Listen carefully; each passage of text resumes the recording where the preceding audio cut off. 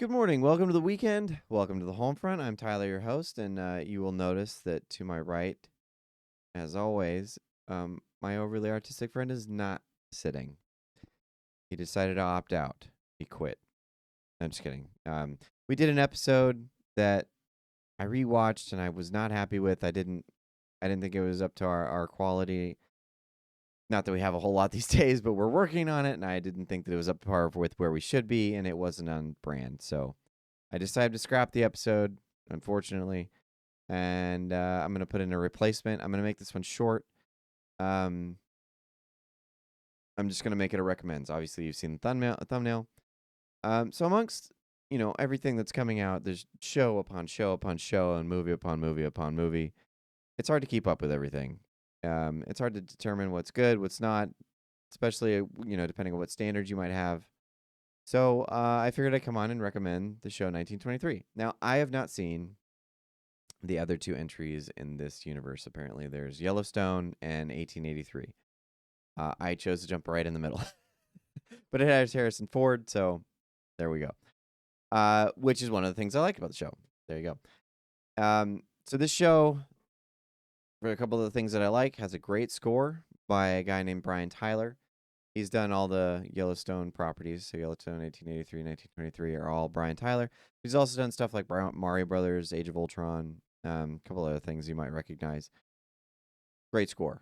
Fantastic representation of the era. Kind of embodies that like romanticism of the 1920s and a little bit of the like Western style that they bring in, which is another thing I like about the show. They have the industrial era that's kind of coming in, and then kind of the outgrowth of, the like death, I guess, of the Western kind of style of that era. So horses are switching over into cars, and letters are switching over into phones, and all that stuff's coming through. The prohibition's happening. All that's represented in the show, and it's pretty fun. It's a good look back into history, but also a good look at the romanticization. I'm not pronouncing that word well. Of the era. So 1923, right in the middle, roaring 20s, all that kind of stuff. Fantastic depiction of all that. And within that, you have Harrison Ford and Helen Mirren kind of heading the ship. They're the owners of the Yellowstone Ranch. And then you have a man named Brandon Sklenar, who's another guy I like in the show. He's actually the narrative that I liked the most, I think. He's a stoic, disenfranchised, kind of broken man who's gone through World War One. Doesn't know what to do with his life, so he ships himself off to Africa, becomes a hunter, and then meets this kind of wild and free English woman. Her name is Alex. I forget the actress's name, but their romance was really compelling, especially because he's trying to get back to the States and all the issues of her trying to leave as a European citizen to come to America to be with him after. Well, I won't spoil too much. I'm trying to make this short and succinct. It's just a recommend, so I'm giving very little of what I like, very, very few details. I'm trying to make it spoiler free. But those parts of the show were great. Just the romantic representation of the era. What I dislike. So there is a character in there named Tiana Rainwater, and I'm not trying to pick on the actress too much. I think she did a good job.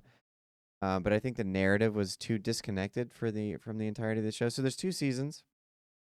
I believe this is total assumption, total speculation, but I believe that the writer assumed that the show was going to be longer, that there would be more seasons to this particular portion of the anthology, and had hoped to be able to develop and connect most of the storylines together. But they only got 2 seasons for whatever reason. I don't know. Maybe budget, maybe whatever constraints go with that industry. So Tiana Rainwater just had an entirely disconnected narrative from the rest, and it ended that way as well. She got to Montana, where Yellowstone is, but didn't have too much other connection. And so I think he was trying to say something about Native Americans and their connection to the US in that portion of the world. Potentially, like I said, I think he was going for something larger than that, but for what we got, that's kind of the only message that exists now. So I just thought it was too underdeveloped, too politically heavy-handed.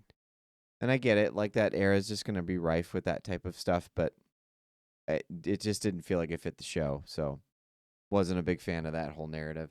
The other thing I really disliked, and I mean, if you've watched the show long enough, you're going to know my stance on nudity and sex in shows. Like, I just find it too exploitative. So I'm not a fan of it in general, even if it has a justification. This one involved a character named Timothy Dalton. I almost said Dutton. Dalton. He's a tycoon businessman that wants the Yellowstone land, so he's trying to exploit a land dispute that's happening between Harrison Ford's character Jacob Dutton and this Irishman. I forget his name in the show. So one's an Irish sheep herder, the other one's a cattle driver. I don't know what their terms are. But they're basically fighting over land so that they can feed their livestock. And back then they had so much land that it's hard to determine where lines are, and so one's encroaching on the other, and then so Timothy Dalton comes in basically to take advantage of the dispute that they're having in order to take the land out from under Harrison Ford's character, which is fine. That part's all good. But then they just show him to be this debaucherous, evil character just to be debaucherous and evil, and I think it's just an excuse to get nudity in the show. And he goes into some fairly depraved sexual acts that I was like, I fast forwarded most of his parts because I was like, I don't need this. I don't need to see it. I don't need to experience it. It was kind of useless and pointless. So didn't like that too much in the show. But overall, for the 2 seasons we got, I liked it. I was a fan. So I think I'm going to try Yellowstone in 1883. Not sure what order I'm going to go in. If I'm not mistaken, Yellowstone came out first, so maybe I'll go with that. But recommend, with obviously those caveats.